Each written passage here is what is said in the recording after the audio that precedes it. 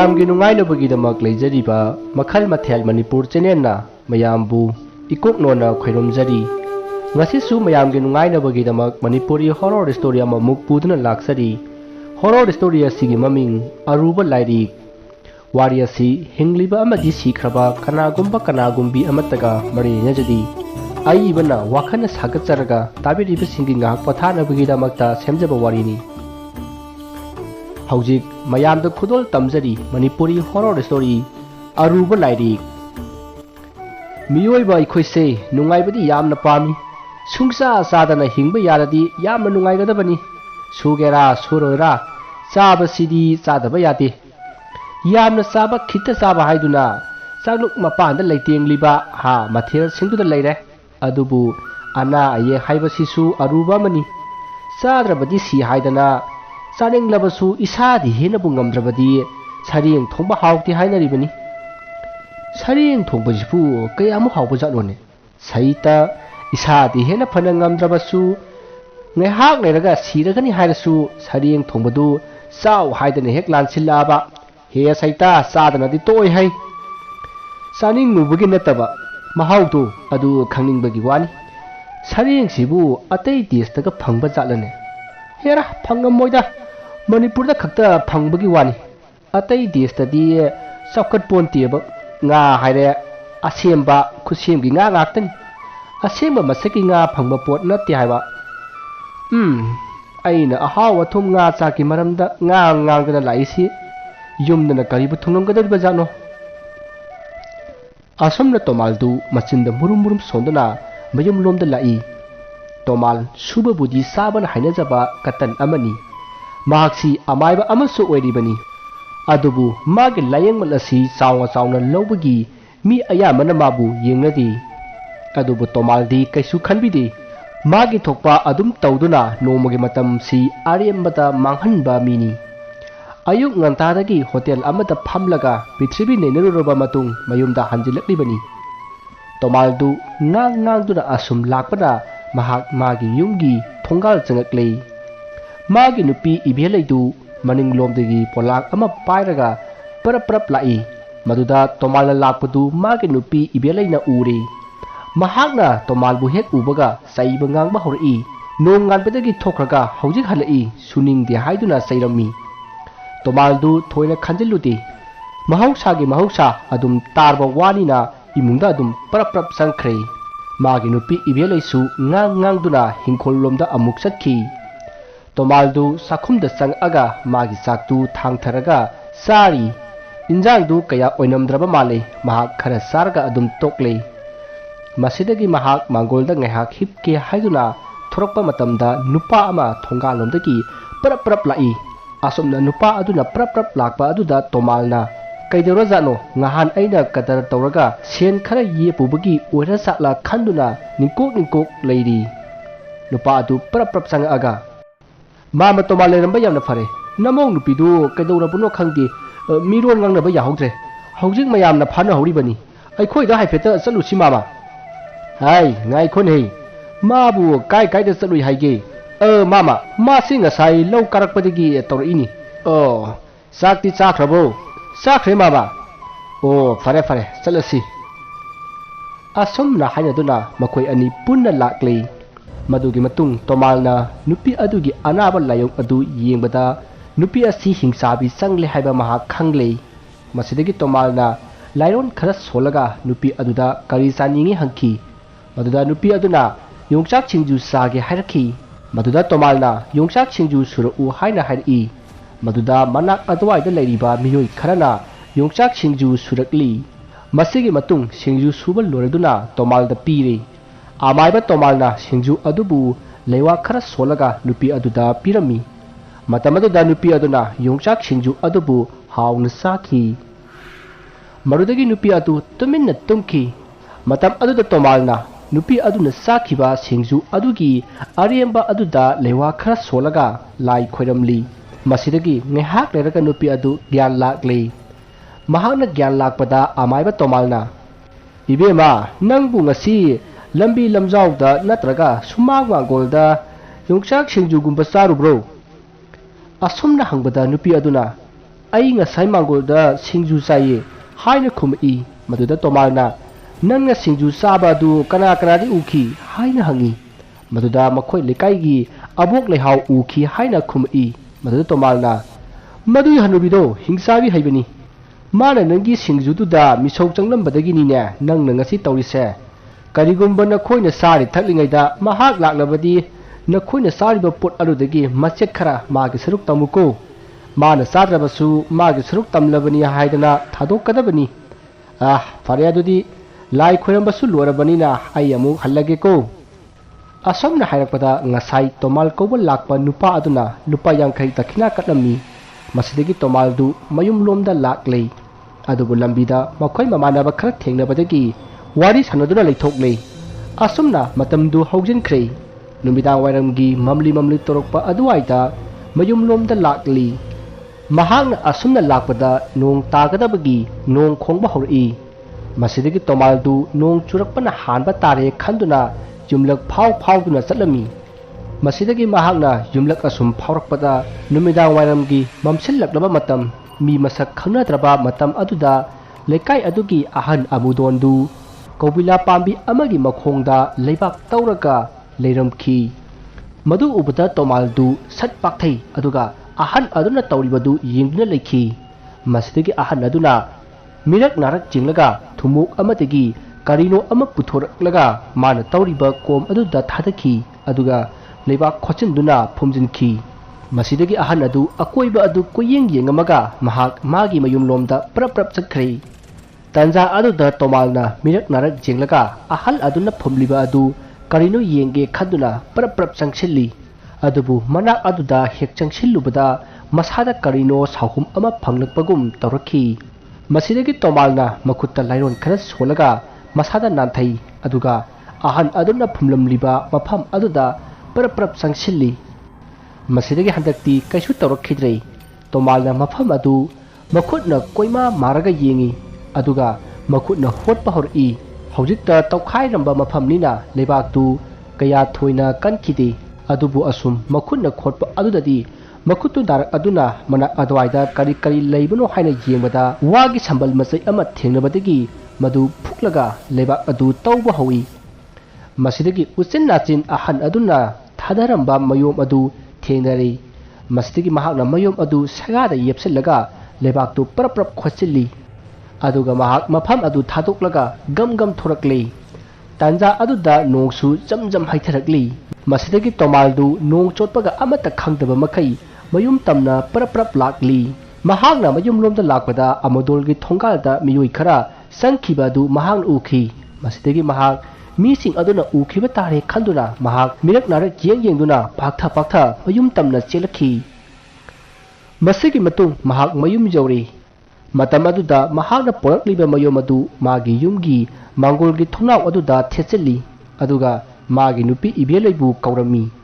masidagi magi nupi ibelaidu thong adu hangdurai matam aduda ibelaina ngasidi nong tabanina nganta haleeda asomna hai masidagi tomaldu wa amata hairamdana mahak imungda sangkhre masidagi magi achotpa phisingdu hongdokle aduga chakhumda sangduna phungadu hogatli matam adudadi nongsu mit mai pangba ngamdaba makai tari tomaldu phungadu mai hogatlaga mai tikli aduga wakal amada mahak tawduna leiri magi nupi ibelaidusu wa amata haidi tuminna sanga aga mahaksu sak thongli matam aduda ibelaina tomalda kaidorage haina hangi adubu tomalna wa amata hairamdi mahak wakal amada mangli maruda ibelaina khon khara hauna kanna hek kauri maduda tomaldu khangboi lakpoi hai karino ne urau tharau resibo nang chatubu kayang walige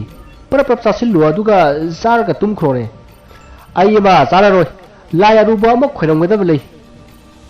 asumna hairakpada ibelaina ho chak pudi loire thigedau da ngai re ado karigino chak charoi hairisibo kanagi laino khoiramdarusina asumna habada tomalna hai khoiramni aradi khoiramani pet kai kandabda hangino asumna hairamlaga phuk hawalaga mangolomda thokre matamdu nong taba leptri tomalna adumna nganglaga chatkhiba duda ibelaisu ping hek laukhidana मागी सरुक साक्तु थीरगा चारी सोमदना तोमालदु मागी नुपी इबेलैदु तुमखिबा ngaibada awaba ama oirabani mana porokliba pot adu sanara lupara karino haibadu yingningmana masadu haifam amata khangdri mana khanjaribana sana lupa du oiramlabadi magi nupi ibelaida khangprek khangna utke haibasi mahakna khallibase masidagi mahakna thongnauta yepsillamba mayom adu pairaga yingi aduga amuk yepsillaga imungda amuk changakle aduga magi nupida sak sabata pi haina isau amuk langami ngasi tawriba mu asida ibelaidu pungangai ngahan makhaidi sak ta haibani aduga ngasi na sak ta kaya thawoiraktaba aduda ibelai pungangai madu ibelaina ho tabiri bro ngasi gi mathel sidi ngali da nangbo kona ningam daba lakani ko hai yare nga nunga loina to nang da prap sarga na tumkhro ai lai khurang da lai hayadana ho adu po haiba kari lai no haiba khuram dise lai haidi lai kari no pet hangkhraponi kaidona hangino asum na haira maga tomaldu amuka summa panda amuk thokre mamangda amukta taruktriba tomalgi matau aduda ibelaidu pungangai kari lai khuram doriba zatno khanduna mahaksu pukningda langtaknari masidagi mahaksu sak chabadu loisalle kolik wairam sengba loiraga mahak phamungda adum sangkhre masidagi tomaldu mapanda parap thorakle aduga mana ngasai porakpa mayom adu imungda pusillaklaga phungagi mai hogatliba mafam aduda phamtharaga mana porakliba mayom adu hangba horai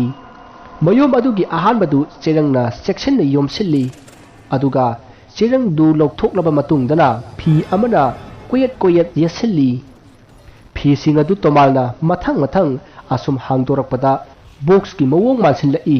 masidagi asum hangdorakpana haujikti phi yasenba du lokthokpa loire matamaduda mana purakliba mayom adu lairik ama oiramkhi madu ubada tomalna hari aina ngasaidagi tawriba sidi lairik sigi oire hai masigi lairik sidi aingonda lesing muklai kari kana du nasibo asa tum khanglam lama ida tawrisi kana dabada aina hek tawbasi maktabu thawreng warem ngakta oirami asumna murum solingai tunglomdagi lai khoirambadu loiradi sakse sarodana lai khoiraminena ngasaidagi phrang chungidudi adugi oireko masi hairaga ibelaidu nuklaga sak thirai maduda tomalna hai kanna ngangru nei nangbo mase tuminna huralaglibani aingonda kanabasu nattabasida ina taraga aibu huralu oina khankidoribani ne khalloraga khoidausi saugatlida masigi lairik sidi asomna haraga lairik aduga konana lairik adubu yomlakpa phising aduga punna supai paisilaga laktana hek langi masidagi ibelegi manakta sangaga saktu sare masigi matung ibelai amadi tomaldu phamungda sangduna hipthakre masigi matung ibelai di adumak tumthakre adubu tomaldi tumthaba iya yadri masa adu khoirang khoisaunari mahakna khalli lairik asibu mama amudona yamna section tawriba sibu karigino mana lairik si phumnaba honarisina as mahakti yamna luba lairik maluraba zanidana aingonda leriba aruba lairik mayam si mangondaga piradi masadu ipai thabairadana pakatana bu siranine asumna khallaga tomaldu momon sunnokli masigi matung phana thenglaba phawa mahak tumthaba yadre nongsu katna khakpa lawba tawduna haithari masidagi tomaldu tumba yadra male phamungdagi hawgalaklaga sakhum lomda lai atuga ngasai mana langthokkiba lairik adu paikhatlaga ngaihak yengi masidagi mahakna phungadu amu hawgatli aduga phungadugi manakta phamlaga lairik aduda yengaga pangnoktasu nokli masigi lairik sibu mama amuduna kayada luna khalam libanone masi khanna noktuna lairik adugi semai ahanbadu phakatli matamaduda mahak nuombadagi saplepi aduga manak aduda lairiba thangmai adugi manakta lairik adu thangjillaga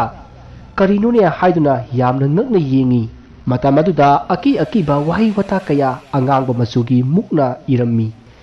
masidagi tomana lairik adugi semai adu mathang ama amuk phakatli matamaduda saktam kairabi nupi ama lepaga leirami aduga makhada wahai khara thari ꯁꯛꯇꯝ ꯑꯁꯤ ꯑꯣꯏꯅꯕꯒꯤ ꯂꯥꯏꯔꯣꯟ ꯑꯃꯗꯤ ꯍꯤꯗꯥꯛ ꯍꯥꯏꯗꯨꯅ ꯃꯌꯥꯝ ꯑꯃ ꯏꯔꯝꯃꯤ ꯃꯁꯤꯗꯒꯤ ꯇꯣꯃꯥꯜꯅ ꯃꯊꯪ ꯑꯁꯨꯝ ꯐꯥꯀꯠꯂꯒ ꯑꯁꯨꯝ ꯌꯦꯡꯉꯛꯄꯗ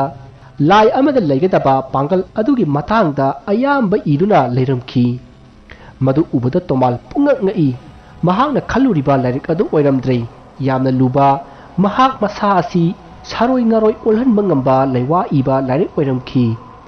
masidagi tomalna lairik adu ti yauriba mibu tumna thabak suhan mangambagi leiwa adu khudakta parami masidagi mahakna laining thausana mahibu khurumjaraga lairon adu sonba hori matamaduda magi nupi ibeleidu magi manakta lai adubu इबेलेदु ममिति पांगदी मसिदगी तोमालना थबक खरा हायरमी मधु इबेलेना ngaktanggi manungda tawrei मधु उबदा तोमालदु हरावबुना लोइख्रे मसिदगी महाकना इबेलेबु मागी फमुंगदा अमुक चंगहनदुना तुम्हनख्रे मसिगी मतुंग महाकना अतोपा अमा अमुक तौंगनबा होनरई तांजा अदुदा इबेलेदु तोमालगे मनाक्ता प्रप लाई अदुगा करिनो होजि अइमोदा तौरिबदुबो हायना हंगई वादु ताबदा तोमाल पुंगक ngei Madhuda तोमालना कइदोरगे हायना हंगी मधुदा इबेलेना नंगना आइबु हौदोलगा थबक तौरु लाव हायदना अहिंग सिदा आइबु थबक सोहलिबु नत्रो आइना लावु सुंगमदि ngangu sungamdi adubu nangna tawriba singdudi aina loina khangi nangna ngangba loina tai loina ui aduna mase tawganu asumna magi nupi ibeleina hairakba aduda tomaldu swai lawi mana tawriba thabak asi मीदुना खंगे हाइबसी ताबदा महाक वखल नुंगाइरमदी अदुबु थंगनबा मिकुप्ता इबेलेना ममेन उसिलगा लेरमबदु तोमाल उखी मदु उबदा इबेलेना ngangliba asi mahak masadagi thorokpa wakhalduna ngangba natti mangonda hoji changliba lai aduna ngangbani mahakna tawriba adu mapung phana loisal hauja haibasi tomalna wakhal tarai masidagi tomalna lairik aduda yengbada महांगना पारिबा लेवा अदुगी अतोप सेना अमा फाकलगा लेवा खरसु मखा ताना इरमखी मदु उबदा तोमालना लेवा अदु मपुंग फाना सोनखी असमना सोनबदगी इबेलेदु मागी फमुंगलोमदा अमुक सटख्रे अदुगा महाक नुंगाइना तुमखी मसिदगी तोमालना लाइरिक अदुदा यावरिबा लेवा सिंगदु पादुना सिनफा पुनबा होनबा हौख्रे मसिगी मतुंग मथंगी नोंगाले इबेलेदु इमुंग मनुंग वायरम सिट सेंगली मदुदा तोमालना प्रप हौगलागा इबेलेदा नंगबु ngarang kari तौखिगे हायना हंगी मदुदा इबेलेना कैसु तौदेना हायना खुमखी मदुदा तोमालना ngarang अहिंग कैमता तौद्रबो हाइसिबो असमना हंगपदुदा इबेलेना हो यारे आइने थबक नाहक तौखिगे अमतने येलखिनु असमना हायरगा इबेलेदु थबक तौदुना लैख्रै तोमालसु अयु अदुदा इरुजा माइथाजरगा मागी ngaranggi लाइक अदु फुंगा मनाक्ता फमलगा कन्ना पादुना सिंफा पुरुनबा कन्ना होनरी मसिगी मतुंग थामरी हौख्रे तोमालसु लाइक अदुगी लेवा सिंदु फजना हैरबनी मतम अदुदा तोमाल होइगी लेकाय अदुदा अकनबा लाइना लाइचत कया लाखी मरुवैना नुपीदना अयाम्बा नाखी लाइना असिगी लायोंगदी माइ खुजिलकपा मिट कुसिलकपा सम केनबा नमपोनबा अमदी iyang kangsilakpa masini hariba anaba si amaiba tomalna mathang layeng lami mahakna layeng labadi adum phai aduga atopa amaiba singna yengmadadi phagalakpadi layadana jara hendilakli bani maram masina amaiba tomalna anaba khodimak loina yengki asumna anaba payamdu yengmanina mahak sen jamna phangki mahak ki sen wataba matam haibadu oirei मसिगी मतुंग अनाबा सिंदु था कया सुपना येंगपदगी अनाबा सिंदु येंगब लोइरे लोइना फनख्रे मसिगी मतुंग मतम खरा हौख्रे नोम नुमित अमा लेकाइगी मियुसिंगना अचौबा मंगे पांबी अमा यालमी मदुगी मरमदी मफम मदुदा खुलगी मितिन फम सानबगी दमकनी अदुबु मंगे पांबी अदु हेक जालुबा नुमितगी लेकाइ अदुदा अकीबा थौदो वाथोक कया लेपतना थोकपा हौरक्ले अमम मथेंग चटपा मी सेंगना हाइबदा लेकाय के लेरक मसा सिंगदा मख्वांग जाउदबा बुट सिंग थोकले हाइना महाई हाइनरकले अदुगा खरा अमना हाइनबदना अमम मथेंग चटपदा ममित जाउदबा मसम जाउदबा मरु कोकपा मबुक पांदबा मुसिन मुबा बुट सिंगना मंगे सागे हाइदुना मतुंग इनै हाइनसु हाइनरकली ꯋꯥꯐꯝ ꯑꯁꯤ ꯑꯁꯨꯝ ꯑꯁꯨꯝ ꯍꯥꯏꯅꯔꯝꯕꯗꯒꯤ ꯂꯥꯏꯋꯨꯡ ꯑꯗꯨꯅ ꯉꯥꯎꯅ ꯐꯩꯅ ꯅꯥꯕꯁꯨ ꯌꯥꯎꯅꯔꯛꯂꯤ ꯑꯗꯨꯕꯨ ꯑꯇꯣꯞꯄ ꯑꯃꯥꯏꯕꯅ ꯌꯦꯡꯕꯗ ꯐꯈꯤꯗꯦ ꯑꯗꯨꯕꯨ ꯇꯣꯃꯥꯜꯅ ꯌꯦꯡꯕ ꯃꯇꯝꯗꯗꯤ ꯍꯦꯛꯇ ꯐꯈꯤ ꯅꯣꯡꯃ ꯅꯨꯃꯤꯠ ꯑꯃ ꯖꯥꯃꯤꯅꯤꯅ ꯆꯥꯛꯈꯨꯝꯗ ꯆꯥꯛ ꯊꯣꯡꯂꯒ ꯂꯩꯔꯤꯉꯩ ꯃꯈꯣꯏꯒꯤ ꯃꯅꯤꯡ ꯑꯗꯨꯗ ꯀꯅꯥꯒꯨꯝꯕ ꯑꯃ ꯆꯦꯟꯈꯤꯕꯒꯤ ꯁꯥꯍꯨꯝ ꯐꯪꯈꯤ ꯃꯗꯨꯗ ꯖꯥꯃꯤꯅꯤꯗꯨ ꯃꯁꯥꯗ ꯆꯤꯡꯅꯕ ꯑꯀꯤꯕ ꯑꯃ ꯐꯥꯎꯈꯤ ꯍꯧꯖꯤꯛꯁꯨ ꯂꯩꯀꯥꯏ ꯑꯁꯤꯗ ꯀꯅꯥ ꯀꯥꯅꯤ ꯉꯥꯡꯅꯕꯅꯤꯅ ꯃꯁꯤ ꯈꯟꯖꯤꯜꯂꯨꯕꯗ ꯖꯥꯃꯤꯅꯤꯗꯨ ꯆꯥꯛ ꯊꯣꯡꯐꯝ ꯈꯪꯗ꯭ꯔꯦ ꯑꯗꯨꯕꯨ ꯁꯥꯍꯨꯝ ꯑꯗꯨ ꯑꯃꯨꯛꯇꯪ ꯇꯧꯕꯅꯤꯅ ꯃꯍꯥꯛ ꯀꯩꯁꯨ ꯈꯜꯂꯛꯇ꯭ꯔꯦ ꯍꯨꯏ ꯍꯧꯗꯣꯡꯒꯨꯝꯕꯅ ꯑꯣꯏꯔꯝꯒꯅꯤ ꯈꯟꯗꯨꯅ ꯂꯩꯊꯣꯛꯏ ꯇꯥꯟꯖꯥ ꯑꯗꯨꯗ ꯃꯥꯒꯤ ꯃꯅꯤꯡꯊꯣꯡ ꯑꯗꯨꯗ ꯍꯨꯏ ꯑꯃꯅ ꯌꯥꯝꯅ ꯄꯤꯛꯅ ꯈꯣꯡꯕꯒꯤ ꯁꯣꯔ ꯊꯕꯦꯠ ꯊꯕꯦꯠ ꯍꯣꯟꯕꯒꯤ ꯈꯣꯟꯖꯦꯜ ꯇꯥꯔꯛꯏ ꯑꯗꯨꯒ ꯉꯪꯁꯨ ꯉꯪꯂꯤ ꯃꯗꯨ ꯇꯥꯕꯗ ꯖꯥꯃꯤꯅꯤꯅ ꯀꯅꯥ ꯂꯩꯔꯕ ꯖꯥꯠꯅꯣꯅꯦ ꯑꯩꯈꯣꯏꯒꯤ ꯍꯨꯏꯅ ꯈꯣꯡꯂꯤꯕꯁꯤꯕꯣ ꯑꯁꯨꯝꯅ ꯈꯟꯗꯨꯅ ꯃꯅꯤꯡꯊꯣꯡ ꯑꯗꯨ ꯍꯥꯡꯂꯒ ꯊꯣꯔꯛꯏ ꯃꯍꯥꯛꯅ ꯑꯁꯨꯝꯅ ꯊꯣꯔꯛꯄꯗ ꯃꯥꯒꯤ ꯃꯃꯥꯡꯗ ꯃꯀꯣꯛ ꯌꯥꯎꯗꯕ ꯍꯨꯏ ꯑꯃ ꯉꯥꯡꯂꯤ ꯃꯨꯔꯤ ꯃꯨꯔꯤ ꯇꯧꯔꯒ ꯂꯦꯞꯄꯝꯈꯤ ꯃꯗꯨ ꯎꯕꯗ ꯖꯥꯃꯤꯅꯤ ꯀꯟꯅ ꯂꯥꯎꯔꯒ ꯆꯥꯛꯁꯪꯂꯣꯝꯗ ꯆꯦꯟꯁꯤꯜꯂꯛꯏ ꯑꯁꯨꯝꯅ ꯃꯍꯥꯛꯅ ꯆꯦꯟꯁꯤꯜꯂꯛꯄꯗ ꯈꯣꯡꯐꯝ ꯆꯥꯍꯧꯗꯗꯨꯅ ꯇꯨꯁꯤꯜꯂꯤ ꯃꯍꯥꯛꯅ ꯇꯨꯁꯤꯟꯕꯗ ꯆꯥꯛꯁꯪꯒꯤ ꯊꯣꯡꯖꯤꯟ ꯑꯗꯨꯗ ꯌꯩꯁꯤꯟꯕꯗꯒꯤ ꯃꯍꯥꯛ ꯒ꯭ꯌꯥꯟ ꯃꯥꯡꯈ꯭ꯔꯦ ꯃꯍꯥꯛꯅ ꯂꯥꯎꯕ ꯇꯥꯍꯧꯕꯗꯒꯤ ꯏꯃꯨꯡꯒꯤ ꯃꯤꯁꯤꯡ ꯆꯥꯛꯈꯨꯝꯂꯣꯝꯗ ꯆꯦꯟꯁꯤꯟꯅꯔꯛꯏ ꯑꯁꯨꯝꯅ ꯃꯈꯣꯏꯅ ꯆꯦꯟꯁꯤꯜꯂꯛꯄꯗꯗꯤ ꯖꯥꯃꯤꯅꯤꯗꯨ ꯒ꯭ꯌꯥꯟ ꯃꯥꯡꯂꯒ ꯂꯩꯔꯝꯈꯤ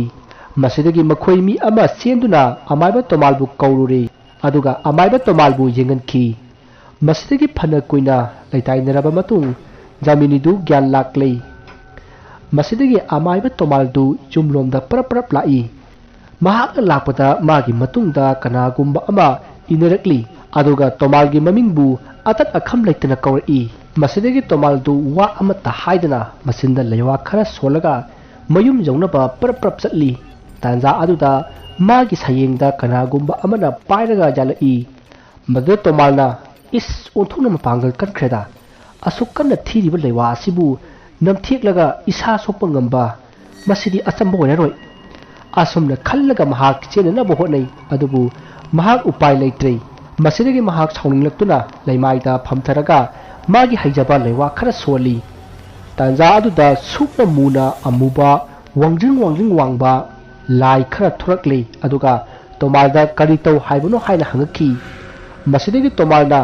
ꯃꯥꯒꯤ ꯃꯁꯥꯗ ꯑꯌꯦꯠꯄ ꯄꯤꯔꯤꯕ ꯂꯥꯏꯁꯤꯡ ꯑꯁꯤ ꯁꯥꯊꯦꯡꯅꯧ ꯍꯥꯏꯅ ꯌꯥꯊꯪ ꯇꯧꯈ꯭ꯔꯦ ꯃꯁꯤꯗꯒꯤ ꯇꯣꯃꯥꯜꯅ ꯊꯥꯗꯣꯔꯛꯂꯤꯕ ꯂꯥꯏꯁꯤꯡ ꯑꯗꯨꯒ ꯇꯣꯃꯥꯜꯒꯤ ꯑꯀꯣꯏꯕꯗ ꯂꯩꯔꯝꯂꯤꯕ ꯂꯥꯏꯁꯤꯡ ꯑꯗꯨꯒ ꯑꯉꯛꯄ ꯃꯑꯣꯡꯗ ꯐꯨꯅꯔꯛꯂꯤ ꯃꯄꯥꯡꯒꯜ ꯀꯟꯕ ꯁꯥꯊꯤꯕ ꯂꯥꯏ ꯉꯥꯛꯇ ꯑꯣꯏꯕꯅꯤꯅ ꯑꯃꯅ ꯑꯃꯕꯨ ꯂꯥꯛꯁꯤꯟꯕ ꯉꯝꯅꯈꯤꯗꯦ ꯃꯇꯥꯡ ꯑꯗꯨꯗ ꯇꯣꯃꯥꯜꯗꯤ ꯃꯌꯨꯝ ꯌꯧꯅꯕ ꯆꯠꯍꯧꯔꯦ ꯑꯗꯨꯒ ꯃꯌꯨꯝ ꯌꯧꯔꯒ ꯃꯍꯥꯛꯅ ꯂꯩꯋꯥ ꯀꯌꯥ ꯂꯦꯞꯇꯨꯅ ꯁꯣꯜꯂꯤ ꯑꯁꯨꯝꯅ ꯃꯍꯥꯛꯅ ꯂꯩꯋꯥ ꯀꯌꯥ ꯂꯦꯞꯇꯨꯅ ꯁꯣꯜꯂꯛꯄꯗ ꯑꯁꯣꯝꯗ ꯂꯩꯔꯤꯕ ꯃꯥꯒꯤ ꯂꯥꯏꯁꯤꯡ ꯑꯗꯨ ꯃꯄꯥꯡꯒꯜ ꯀꯟꯕ ꯑꯁꯨꯝ ꯍꯦꯟꯒꯠꯂꯛꯇꯨꯅ ꯑꯇꯣꯞꯄ ꯂꯥꯏꯁꯤꯡ ꯑꯗꯨꯕꯨ ꯂꯥꯛꯁꯤꯟꯕ ꯍꯧꯔꯛꯂꯦ ꯑꯗꯨꯒ ꯑꯃꯔꯣꯝꯗ ꯇꯣꯃꯥꯜꯅ ꯊꯥꯖꯤꯜꯂꯤꯕ ꯂꯥꯏꯁꯤꯡ ꯑꯗꯨꯒ ꯃꯨꯛꯅꯔꯤꯕ ꯂꯥꯏꯁꯤꯡ ꯑꯗꯨꯕꯨ ꯄꯥꯟꯅꯔꯤꯕ ꯑꯃꯥꯏꯕ ꯑꯗꯨ ꯑꯇꯩ ꯀꯅꯥꯁꯨ ꯑꯣꯏꯔꯝꯗ꯭ꯔꯦ ꯑꯃꯥꯏꯕ ꯑꯃꯨꯗꯣꯟ ꯑꯣꯏꯔꯝꯈꯤ ꯃꯍꯥꯛꯀꯤ ꯑꯔꯨꯕ ꯂꯥꯏꯔꯤꯛ ꯑꯗꯨ ꯇꯣꯃꯥꯜꯅ ꯍꯨꯈ꯭ꯔꯦ ꯍꯥꯏꯕꯁꯤ ꯃꯍꯥꯛꯅ ꯈꯪꯂꯛꯈꯤ ꯃꯁꯤꯒꯤ ꯃꯔꯝꯗꯤ ꯂꯩꯀꯥꯏ ꯑꯁꯤꯗ ꯊꯣꯛꯂꯤꯕ ꯂꯩꯅꯥ ꯂꯥꯏꯆꯠ ꯑꯃꯗꯤ ꯂꯥꯏ ꯇꯝꯅꯕ ꯈꯨꯗꯤꯡꯃꯛ ꯂꯥꯏꯔꯤꯛ ꯑꯗꯨꯗ ꯏꯈꯤꯕꯅꯤ ꯍꯥꯏꯔꯤꯕ ꯂꯩꯅꯥ ꯂꯥꯏꯆꯠ ꯂꯥꯏ ꯇꯝꯅꯕ ꯑꯁꯤ ꯑꯇꯣꯞꯄ ꯑꯃꯥꯏꯕ ꯑꯃꯠꯇꯅ ꯇꯥꯏꯅꯕ ꯉꯝꯗꯦ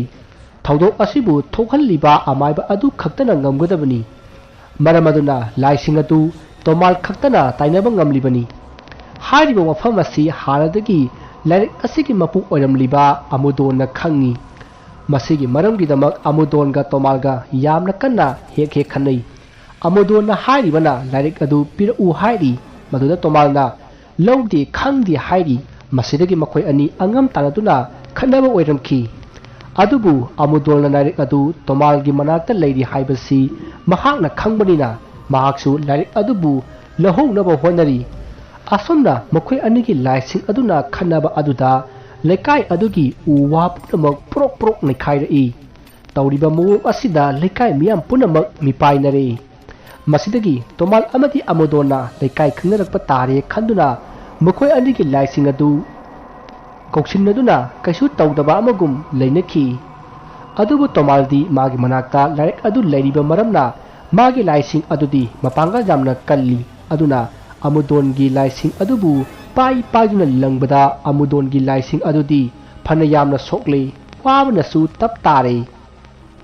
ꯃꯁꯤꯗꯒꯤ ꯑꯃꯗꯣꯟꯗꯨ ꯃꯩ ꯍꯧꯅ ꯁꯥꯎꯈ꯭ꯔꯦ ꯅꯣꯡ ꯍꯦꯛ ꯉꯥꯟꯕꯒ ꯋꯥꯐꯝ ꯄꯨꯝꯅꯃꯛ ꯂꯩꯀꯥꯏꯗ ꯇꯝꯗꯨꯅ ꯃꯍꯥꯛꯄꯨ ꯋꯥꯔꯛꯍꯟꯒꯦ ꯈꯟꯗꯨꯅ ꯁꯤꯡꯗꯨꯅ ꯂꯩꯈ꯭ꯔꯦ ꯁꯣꯝꯗꯅ ꯇꯣꯃꯥꯜꯁꯨ ꯑꯃꯗꯣꯟꯗꯨ ꯃꯥꯒꯤ ꯂꯥꯏꯁꯤꯡ ꯑꯗꯨ ꯁꯣꯛꯂꯕꯅꯤꯅ ꯀꯔꯤꯒꯨꯝꯕ ꯈꯔꯗꯤ ꯁꯣꯏꯗꯅ ꯇꯧꯔꯛꯂꯅꯤ ꯍꯥꯏꯕꯁꯤ ꯃꯍꯥꯛꯅ ꯈꯪꯉꯤ ꯃꯔꯝ ꯑꯗꯨꯅ ꯂꯥꯏꯔꯤꯛ ꯑꯁꯤ ꯃꯐꯝ ꯆꯥꯕ ꯑꯃꯗ ꯐꯨꯝꯖꯤꯜꯂꯒ ꯃꯥꯅ ꯗꯔꯀꯥꯔ ꯑꯣꯏꯔꯛꯄ ꯃꯇꯝꯗ ꯂꯧꯊꯣꯛꯂꯒ ꯁꯤꯖꯤꯟꯅꯔꯒꯦ ꯍꯥꯏꯅ ꯈꯜꯂꯛꯂꯦ ꯑꯁꯨꯝꯅ ꯈꯜꯂꯒ ꯃꯍꯥꯛꯅ ꯂꯥꯏꯔꯤꯛ ꯑꯗꯨ ꯐꯤ ꯑꯃꯅ ꯍꯥꯟꯅ ꯌꯣꯝꯁꯤꯜꯂꯤ ꯑꯗꯨꯒ ꯆꯦꯔꯪ ꯑꯃꯅ ꯑꯃꯨꯛ ꯌꯣꯝꯁꯤꯜꯂꯤ ꯑꯗꯨꯒ ꯅꯣꯡ ꯍꯦꯛ ꯉꯥꯟꯕꯒ ꯐꯨꯝꯈ꯭ꯔꯒꯦ ꯈꯟꯗꯨꯅ ꯊꯧꯔꯥꯡ ꯇꯧꯗꯨꯅ ꯂꯩꯔꯤ ꯃꯁꯤꯒꯤ ꯃꯇꯨꯡ ꯃꯇꯝꯗꯨ ꯍꯧꯈ꯭ꯔꯦ ꯃꯊꯪꯒꯤ ꯅꯣꯡ ꯉꯥꯜꯂꯤ ꯑꯃꯥꯏꯕ ꯑꯃꯗꯣꯟꯗꯨ ꯂꯩꯀꯥꯏ ꯇꯥꯛꯀꯦ ꯈꯟꯗꯨꯅ ꯑꯌꯨꯛꯀꯤ ꯃꯃꯥꯏ ꯃꯃꯤꯠ ꯄꯔꯞ ꯄꯔꯞ ꯇꯥꯊꯣꯛꯂꯒ ꯂꯩꯀꯥꯏꯒꯤ ꯑꯍꯟ ꯈꯔ ꯎꯅꯅꯕ ꯁꯦꯝ ꯁꯥꯔꯛꯏ ꯇꯥꯟꯖꯥ ꯑꯗꯨꯗ ꯃꯈꯣꯏ ꯂꯩꯀꯥꯏꯒꯤ ꯌꯥꯝꯅ ꯀꯨꯏꯅ ꯅꯥꯗꯨꯅ ꯂꯩꯔꯕ ꯑꯍꯟ ꯑꯃ ꯂꯩꯇ꯭ꯔꯦ ꯍꯥꯏꯗꯨꯅ ꯃꯌꯥꯝ ꯃꯔꯥꯡ ꯇꯧꯔꯛꯏ ꯃꯁꯤꯗꯒꯤ ꯑꯃꯗꯣꯟꯗꯨ ꯃꯥꯒꯤ ꯋꯥꯐꯝꯗꯨ ꯍꯧꯖꯤꯛ ꯍꯧꯗꯣꯛꯄꯗ ꯃꯇꯥꯡ ꯆꯥꯗ꯭ꯔꯦ ꯈꯟꯗꯨꯅ ꯃꯍꯥꯛ ꯇꯨꯃꯤꯟꯅ ꯂꯩꯁꯤꯜꯂꯤ ꯑꯗꯨꯒ ꯂꯩꯈꯤꯗ꯭ꯔꯕ ꯑꯍꯟ ꯑꯗꯨꯒꯤ ꯃꯊꯧ ꯃꯉꯝ ꯄꯥꯡꯊꯣꯛꯂꯤ ꯃꯁꯤꯒꯤ ꯃꯇꯨꯡ ꯑꯍꯟ ꯑꯗꯨꯒꯤ ꯊꯧꯔꯝ ꯂꯣꯏꯔꯛꯄꯗ ꯅꯨꯃꯤꯠ ꯌꯨꯡꯂꯤ ꯃꯁꯤꯗꯒꯤ ꯃꯤ ꯄꯨꯝꯅꯃꯛ ꯃꯥꯒꯤ ꯌꯨꯝꯗ ꯍꯟꯅꯈ꯭ꯔꯦ ꯑꯃꯗꯣꯟꯗꯨ ꯍꯥꯏꯅꯤꯡꯅ ꯃꯌꯥꯝꯗ ꯋꯥ ꯑꯃꯠꯇ ꯍꯥꯏꯕ ꯉꯝꯍꯧꯗꯦ ꯃꯁꯤꯒꯤ ꯃꯔꯝꯗꯤ ꯑꯍꯟ ꯑꯗꯨꯒꯤ ꯃꯊꯧ ꯃꯉꯝ ꯄꯥꯡꯊꯣꯛꯄ ꯑꯗꯨꯗ ꯇꯣꯃꯥꯜꯁꯨ ꯌꯥꯎꯔꯤ ꯃꯔꯝ ꯑꯁꯤꯅ ꯑꯃꯗꯣꯟꯗꯨ ꯋꯥ ꯑꯃꯠꯇ ꯍꯩꯗ꯭ꯔꯤꯕꯅꯤ ꯃꯈꯣꯏ ꯑꯅꯤ ꯃꯨꯟꯅꯗꯨ ꯌꯦꯡꯅꯩ ꯃꯁꯤꯒꯤ ꯃꯇꯨꯡ ꯃꯈꯣꯏ ꯂꯣꯏꯅꯃꯛ ꯃꯌꯨꯝꯗ ꯍꯟꯅꯈ꯭ꯔꯦ ꯁꯣꯝꯗ ꯇꯣꯃꯥꯜꯅ ꯂꯥꯏꯔꯤꯛ ꯑꯗꯨ ꯐꯨꯝꯕ ꯌꯥꯕ ꯃꯐꯝ ꯑꯁꯨꯝ ꯌꯦꯡꯉꯛꯄꯗ ꯃꯈꯣꯏ ꯌꯨꯝꯒꯤ ꯍꯤꯡꯈꯣꯜ ꯃꯇꯣꯜꯗ ꯍꯧꯔꯤꯕ ꯀꯧꯕꯤꯂꯥ ꯄꯥꯝꯕꯤ ꯑꯗꯨꯒꯤ ꯃꯈꯣꯡꯗ ꯐꯨꯝꯂꯒꯦ ꯈꯟꯗꯨꯅ ꯃꯍꯥꯛ ꯄꯔꯞ ꯂꯥꯛꯏ ꯑꯗꯨꯕꯨ ꯃꯤ ꯑꯃꯨꯛ ꯂꯥꯛ ꯇꯧꯗꯨꯅ ꯇꯥꯟꯖꯥ ꯑꯃꯠꯇ ꯐꯪꯗ꯭ꯔꯦ ꯃꯁꯤꯗꯒꯤ ꯃꯍꯥꯛꯅ ꯅꯨꯡꯗꯥꯡ ꯋꯥꯏꯔꯝ ꯀꯅꯥ ꯑꯃꯠꯇ ꯎꯗ꯭ꯔꯤꯉꯩ ꯇꯨꯃꯤꯟꯅ ꯐꯨꯝꯂꯒꯦ ꯈꯟꯗꯨꯅ ꯂꯩꯈ꯭ꯔꯦ ꯂꯥꯏꯔꯤꯛ ꯑꯗꯨ ꯉꯁꯥꯏꯅ ꯐꯨꯝꯕ ꯌꯥꯔꯕꯅꯤ ꯑꯗꯨꯕꯨ ꯂꯩꯀꯥꯏ ꯑꯗꯨꯒꯤ ꯑꯍꯜ ꯑꯃ ꯂꯩꯇꯕꯗꯨꯅ ꯃꯔꯝ ꯑꯣꯏꯔꯒ ꯑꯍꯜ ꯑꯗꯨꯒꯤ ꯃꯊꯧ ꯃꯉꯝ ꯌꯥꯎꯕ ꯆꯠꯂꯤꯉꯩ ꯃꯍꯥꯛꯅ ꯂꯥꯏꯔꯤꯛ ꯑꯗꯨ ꯐꯨꯝꯍꯧꯗꯕꯅꯤ ꯃꯁꯤꯒꯤ ꯃꯇꯨꯡ ꯁꯣꯝꯗꯅ ꯑꯃꯥꯏꯕ ꯑꯃꯗꯣꯟꯗꯨ ꯈꯜꯂꯨꯔꯒ ꯑꯁꯨꯝ ꯁꯥꯎꯅꯤꯡꯂꯛꯄꯗꯒꯤ ꯃꯍꯥꯛ ꯂꯩꯀꯥꯏꯒꯤ ꯑꯍꯟ ꯈꯔ ꯎꯅꯕ ꯂꯥꯛꯂꯦ ꯃꯁꯤꯒꯤ ꯃꯇꯨꯡ ꯃꯍꯥꯛꯅ ꯂꯩꯀꯥꯏꯒꯤ ꯃꯤ ꯃꯊꯪ ꯊꯦꯡꯅꯗꯨꯅ ꯋꯥꯐꯝ ꯀꯌꯥ ꯍꯥꯏꯖꯤꯜꯂꯝꯃꯤ ꯃꯁꯤꯗꯒꯤ ꯂꯩꯀꯥꯏ ꯑꯍꯟꯈꯔ ꯄꯨꯟꯗꯨꯅ ꯋꯥꯐꯝ ꯑꯗꯨ ꯑꯁꯦꯡꯕꯔ ꯀꯔꯤꯅꯣ ꯍꯥꯏꯅ ꯑꯃꯗꯣꯟꯗ ꯍꯪꯉꯤ ꯑꯗꯨꯗ ꯑꯃꯗꯣꯟꯅ ꯃꯌꯥꯝꯗ ꯇꯣꯃꯥꯜꯅ ꯂꯥꯏꯒꯤ ꯑꯣꯏꯕ ꯑꯔꯨꯕ ꯂꯥꯏꯔꯤꯛ ꯑꯃ ꯄꯥꯏꯔꯤ ꯃꯗꯨꯒꯤ ꯂꯥꯏꯔꯤꯛ ꯑꯗꯨꯅꯅꯤ ꯃꯍꯥꯛꯅ ꯂꯩꯀꯥꯏ ꯑꯁꯤꯗ ꯑꯅꯥ ꯂꯥꯏꯆꯠ ꯀꯌꯥ ꯇꯧꯍꯜꯂꯤꯕ ꯕꯨꯠ ꯄ꯭ꯔꯦꯠ ꯊꯣꯛꯍꯜꯂꯤꯕ ꯑꯁꯤ ꯃꯔꯝ ꯑꯁꯤꯅꯅꯤ ꯃꯍꯥꯛꯅ ꯌꯦꯡꯕꯗꯅ ꯐꯔꯒ ꯑꯩꯈꯣꯏ ꯑꯇꯣꯞꯄ ꯑꯃꯥꯏꯕꯁꯤꯡꯅ ꯌꯦꯡꯕꯗꯅ ꯐꯠꯇ꯭ꯔꯤꯕ ꯑꯁꯤ ꯃꯁꯤ ꯃꯍꯥꯛꯅ ꯂꯩꯀꯥꯏ ꯑꯁꯤꯗ ꯅꯝꯊꯥꯛ ꯇꯧꯔꯒ ꯁꯦꯟ ꯇꯥꯟꯕꯅꯤ ꯉꯁꯤ ꯁꯤꯔꯤꯕ ꯑꯍꯟ ꯑꯁꯤꯁꯨ ꯃꯍꯥꯛꯅ ꯂꯩꯋꯥ ꯀꯥꯞꯁꯤꯟꯗꯨꯅ ꯁꯤꯍꯜꯂꯤꯕꯅꯤ ꯑꯗꯨꯅ ꯃꯍꯥꯛꯄꯨ ꯃꯇꯤꯛ ꯆꯥꯕ ꯆꯩꯔꯥꯛ ꯄꯤꯒꯗꯕꯅꯤ ꯑꯁꯨꯝꯅ ꯑꯃꯥꯏꯕ ꯑꯃꯗꯣꯟꯅ ꯍꯥꯏꯔꯛꯄꯗ ꯃꯌꯥꯝꯁꯨ ꯄꯤꯒꯗꯕꯅꯤ ꯍꯥꯏꯅ ꯌꯥꯝꯅ ꯁꯥꯎꯔꯝꯃꯤ ꯃꯁꯤꯗꯒꯤ ꯂꯩꯀꯥꯏ ꯃꯤꯑꯣꯏ ꯈꯔ ꯍꯧꯔꯛꯇꯨꯅ ꯇꯣꯃꯥꯜꯒꯤ ꯌꯨꯝꯂꯣꯝꯗ ꯂꯥꯛꯂꯤ ꯁꯣꯝꯗꯅ ꯇꯣꯃꯥꯜꯗꯨ ꯅꯨꯃꯤꯗꯥꯡ ꯋꯥꯏꯔꯝ ꯑꯣꯏꯔꯛꯂꯕꯅꯤꯅ ꯃꯥꯒꯤ ꯂꯥꯏꯔꯤꯛ ꯑꯗꯨ ꯐꯨꯝꯂꯨꯔꯒꯦ ꯈꯟꯗꯨꯅ ꯃꯥꯒꯤ ꯍꯤꯡꯈꯣꯜꯗ ꯍꯧꯔꯤꯕ ꯀꯧꯕꯤꯂꯥ ꯑꯗꯨꯒꯤ ꯃꯅꯥꯛꯇ ꯄꯔꯞ ꯂꯥꯛꯂꯦ ꯃꯇꯝꯁꯤ ꯅꯣꯡ ꯇꯥꯔꯝꯗꯥꯏꯒꯤ ꯅꯣꯡꯁꯨ ꯀꯟꯅ ꯈꯣꯡꯂꯤ ꯅꯨꯃꯤꯗꯥꯡ ꯋꯥꯏꯔꯝꯒ ꯑꯣꯏꯕꯅꯦ ꯅꯣꯡꯒ ꯃꯪꯕꯅꯦ ꯄꯨꯝꯃꯝ ꯃꯝꯂꯦ ꯃꯁꯤꯗꯒꯤ ꯇꯣꯃꯥꯜꯅ ꯀꯧꯕꯤꯂꯥ ꯑꯗꯨꯒꯤ ꯃꯈꯣꯡꯗ ꯀꯣꯝ ꯑꯃ ꯇꯧꯔꯒ ꯃꯥꯅ ꯄꯨꯔꯛꯂꯤꯕ ꯂꯥꯏꯔꯤꯛ ꯑꯗꯨ ꯊꯥꯗꯔꯒ ꯐꯨꯝꯖꯤꯟꯈꯤ ꯃꯁꯤꯗꯒꯤ ꯃꯍꯥꯛ ꯌꯨꯝꯂꯣꯝꯗ ꯄꯔꯞ ꯂꯥꯛꯂꯦ ꯇꯥꯟꯖꯥ ꯑꯗꯨꯗ ꯂꯩꯀꯥꯏꯒꯤ ꯃꯤ ꯈꯔ ꯑꯃꯗꯣꯟꯅ ꯂꯨꯆꯤꯡꯗꯨꯅ ꯂꯥꯛꯏ ꯑꯗꯨꯒ ꯇꯣꯃꯥꯜꯅ ꯌꯥꯝꯅ ꯆꯩꯔꯝꯃꯤ ꯃꯁꯤꯗꯒꯤ ꯑꯃꯗꯣꯟꯅ ꯂꯥꯏꯔꯤꯛ ꯑꯗꯨ ꯄꯨꯊꯣꯔꯛꯎ ꯍꯥꯏꯅ ꯇꯣꯃꯥꯜꯗ ꯍꯥꯏꯈꯤ ꯑꯗꯨꯕꯨ ꯇꯣꯃꯥꯜꯅꯗꯤ ꯑꯩꯗꯤ ꯈꯪꯗꯦ ꯍꯥꯏꯅ ꯆꯦꯜꯂꯝꯃꯤ ꯃꯁꯤꯗꯒꯤ ꯑꯃꯗꯣꯟꯅ ꯃꯥꯒꯤ ꯏꯃꯨꯡꯗ ꯆꯪꯉꯒ ꯊꯤꯒꯗꯕꯅꯤ ꯍꯥꯏꯗꯨꯅ ꯀꯣꯏꯊꯤ ꯊꯤꯈꯤ ꯃꯍꯥꯛꯅ ꯑꯁꯨꯝꯅ ꯊꯤꯔꯛꯄꯗ ꯂꯥꯏꯔꯤꯛ ꯈꯔꯗꯤ ꯐꯪꯈꯤ ꯑꯗꯨꯕꯨ ꯂꯥꯏꯔꯤꯛꯁꯤꯡ ꯑꯗꯨꯗꯤ ꯏꯆꯝ ꯆꯝꯕ ꯂꯩꯋꯥ ꯏꯕ ꯂꯥꯏꯔꯤꯛ ꯑꯣꯏꯔꯝꯈꯤ ꯃꯁꯤꯗꯒꯤ ꯑꯃꯗꯣꯟꯅ ꯀꯣꯏꯅ ꯑꯁꯨꯝ ꯌꯦꯡꯉꯛꯄꯗ ꯇꯣꯃꯥꯜ ꯍꯣꯏꯒꯤ ꯌꯣꯄꯥꯛ ꯑꯗꯨ ꯂꯩꯕꯥꯛ ꯇꯩꯔꯒ ꯂꯩꯕ ꯎꯈꯤ ꯃꯗꯨ ꯎꯕꯗ ꯑꯃꯗꯣꯟꯅ ꯃꯌꯥꯝꯗ ꯂꯥꯏꯔꯤꯛ ꯑꯗꯨ ꯃꯍꯥꯛꯅ ꯐꯨꯝꯖꯤꯟꯈ꯭ꯔꯦ ꯍꯥꯏꯅ ꯂꯥꯎꯔꯛꯏ ꯋꯥꯐꯝ ꯑꯗꯨ ꯇꯥꯕꯗ ꯇꯣꯃꯥꯜ ꯈꯪꯄ꯭ꯔꯦꯛ ꯈꯪꯈꯤ ꯃꯁꯤꯗꯒꯤ ꯑꯃꯗꯣꯟꯅ ꯂꯥꯏꯔꯤꯛ ꯑꯗꯨ ꯀꯗꯥꯏꯗ ꯐꯨꯝꯃꯤ ꯍꯥꯏꯅ ꯇꯣꯃꯥꯜꯗ ꯍꯪꯈꯤ ꯃꯗꯨꯗ ꯇꯣꯃꯥꯜꯅ ꯈꯪꯗꯦ ꯍꯥꯏꯅ ꯈꯨꯝꯈꯤ ꯃꯁꯤꯗꯒꯤ ꯑꯃꯗꯣꯟ ꯑꯃꯗꯤ ꯃꯥꯒ ꯂꯥꯛꯃꯤꯟꯅꯕ ꯂꯩꯀꯥꯏꯒꯤ ꯃꯤꯑꯣꯏꯁꯤꯡꯅ ꯑꯃꯗꯣꯟꯒꯤ ꯌꯨꯝꯒꯤ ꯑꯀꯣꯏꯕꯗ ꯀꯣꯏꯊꯤ ꯊꯤꯈꯤ ꯃꯁꯤꯗꯒꯤ ꯃꯥꯒꯤ ꯍꯤꯡꯈꯣꯜꯗ ꯊꯣꯛꯇꯨꯅ ꯑꯃꯨꯛ ꯊꯤꯈꯤ ꯃꯇꯝꯁꯤ ꯅꯣꯡꯁꯨ ꯀꯟꯅ ꯇꯥꯔꯤ ꯃꯝꯕꯅꯁꯨ ꯂꯣꯏꯔꯕꯅꯤ ꯃꯌꯥꯝꯅ ꯁꯥꯇꯤꯟ ꯀꯨꯞꯇꯨꯅ ꯇꯣꯔꯆ ꯂꯥꯏꯠ ꯀꯥꯞꯇꯨꯅ ꯀꯣꯏꯊꯤ ꯊꯤꯔꯛꯄꯗ ꯇꯣꯃꯥꯜꯒꯤ ꯍꯤꯡꯈꯣꯜꯗ ꯍꯧꯔꯤꯕ ꯀꯧꯕꯤꯂꯥ ꯄꯥꯝꯕꯤ ꯑꯗꯨꯒꯤ ꯃꯈꯣꯡ ꯑꯗꯨꯗ ꯂꯩꯕꯥꯛ ꯇꯧꯕꯒꯤ ꯃꯐꯝ ꯊꯦꯡꯅꯔꯛꯏ꯫ ꯃꯁꯤꯗꯒꯤ ꯃꯌꯥꯝꯅ ꯁꯤꯗ ꯂꯩꯔꯦ ꯍꯥꯏꯗꯨꯅ ꯃꯌꯥꯝ ꯆꯪꯗꯨꯅ ꯇꯧꯈꯥꯏꯔꯝꯃꯤ꯫ ꯁꯣꯝꯗ ꯇꯣꯃꯥꯜꯗꯤ ꯂꯩꯕ ꯌꯥꯗ꯭ꯔꯦ, ꯑꯗꯨꯒ ꯑꯃꯨꯗꯣꯟꯗꯤ ꯃꯣꯃꯣꯟ ꯅꯣꯛꯂꯤ꯫ ꯑꯗꯨꯕꯨ ꯂꯥꯏꯕꯛ ꯊꯤꯕꯗꯤ ꯂꯥꯏꯔꯤꯛ ꯑꯗꯨ ꯂꯩꯔꯝꯈꯤꯗꯦ꯫ ꯃꯌꯥꯝꯅ ꯐꯅ ꯂꯨꯅ ꯇꯧꯔꯕꯁꯨ ꯂꯥꯏꯔꯤꯛ ꯑꯗꯨ ꯊꯦꯡꯅꯗ꯭ꯔꯦ꯫ ꯃꯇꯝ ꯑꯗꯨꯗ ꯇꯣꯃꯥꯜꯅ "ꯀꯩꯁꯨ ꯀꯥꯟꯗꯕꯗ ꯑꯃꯨꯗꯣꯟꯅ ꯑꯩꯒꯤ ꯃꯥꯡꯅꯅꯕ ꯁꯤꯟꯕꯁꯤꯗ ꯃꯌꯥꯝꯅ ꯃꯇꯨꯡ ꯏꯜꯂꯤꯕꯁꯤꯕꯨ ꯏꯀꯥꯏꯗ꯭ꯔꯣ?" ꯑꯁꯨꯝꯅ ꯍꯥꯏꯔꯛꯄꯗ ꯃꯌꯥꯝꯗꯨ ꯌꯥꯝꯅ ꯏꯀꯥꯏꯔꯝꯃꯤ꯫ ꯃꯁꯤꯗꯒꯤ ꯑꯃꯨꯗꯣꯟꯗ ꯃꯌꯥꯝꯅ ꯑꯁꯦꯡꯕꯁꯨ ꯈꯪꯗꯅ ꯑꯩꯈꯣꯏꯕꯨ ꯑꯄꯪꯕ ꯁꯤꯔꯤꯕ ꯀꯔꯤꯒꯤꯅꯣ ꯍꯥꯏꯗꯨꯅ ꯉꯥꯡꯂꯝꯂꯒ ꯍꯟꯅꯈ꯭ꯔꯦ꯫ ꯃꯁꯤꯗꯒꯤ ꯑꯃꯨꯗꯣꯟꯁꯨ ꯇꯣꯃꯥꯜꯗ ꯁꯥꯎꯅ ꯌꯦꯡꯉꯝꯃꯒ ꯍꯟꯈꯤ꯫ ꯃꯁꯤꯒꯤ ꯃꯇꯨꯡ ꯇꯣꯃꯥꯜꯅ ꯃꯥꯅ ꯇꯧꯈꯤꯕ ꯂꯩꯕꯥꯛ ꯑꯗꯨꯒꯤ ꯆꯥꯡ ꯑꯗꯨ ꯑꯣꯟꯗꯨꯅ ꯇꯧꯔꯒ ꯌꯦꯡꯕꯗꯁꯨ ꯂꯥꯏꯔꯤꯛ ꯑꯗꯨ ꯊꯦꯡꯅꯈꯤꯗꯦ꯫ ꯃꯇꯝ ꯑꯁꯤꯗ ꯃꯍꯥꯛꯅ ꯅꯣꯛꯂꯒ ꯈꯜꯂꯤ, "ꯑꯩꯅ ꯂꯥꯏꯔꯤꯛ ꯑꯗꯨ ꯁꯤꯒꯨꯝꯂꯕ ꯅꯣꯡ ꯇꯥꯕ ꯅꯨꯃꯤꯠ ꯑꯃꯗ ꯍꯨꯔꯥꯟꯂꯛꯈꯤꯕꯅꯤ꯫ ꯑꯗꯨꯒꯨꯝꯅ ꯉꯁꯤꯁꯨ ꯑꯩꯒꯤ ꯀꯣꯝ ꯑꯁꯤꯗꯒꯤ ꯍꯨꯔꯥꯟꯈ꯭ꯔꯦ꯫ ꯀꯅꯥ ꯑꯣꯏꯔꯤꯒꯕ? ꯅꯨꯃꯤꯠ ꯑꯗꯨꯗ ꯃꯥꯃ ꯑꯃꯨꯗꯣꯟꯒꯤ ꯌꯨꯝꯗ ꯃꯤ ꯈꯔ ꯃꯔꯤ ꯆꯪꯈꯤꯕꯗꯨ ꯃꯥꯕꯨ ꯐꯨꯕ ꯂꯥꯛꯈꯤꯕ ꯑꯣꯏꯔꯦ." ꯑꯁꯨꯝꯅ ꯈꯟꯅ ꯈꯟꯅ ꯃꯍꯥꯛ ꯃꯌꯨꯝꯗ ꯆꯪꯈꯤ꯫ ꯋꯥꯔꯤ ꯑꯁꯤ ꯃꯇꯥꯡ ꯑꯁꯤꯗ ꯂꯣꯏꯖꯔꯦ꯫ ꯋꯥꯔꯤ ꯑꯁꯤꯗ ꯁꯣꯏꯈꯤꯕ ꯂꯥꯟꯈꯤꯕ ꯋꯥꯍꯩ ꯋꯥꯇꯥ ꯑꯁꯣꯏꯕ ꯇꯥꯕꯤꯔꯤꯕꯁꯤꯡꯅ ꯄꯨꯛꯆꯦꯜ ꯆꯥꯎꯅ ꯉꯥꯛꯄꯤꯒꯅꯤ꯫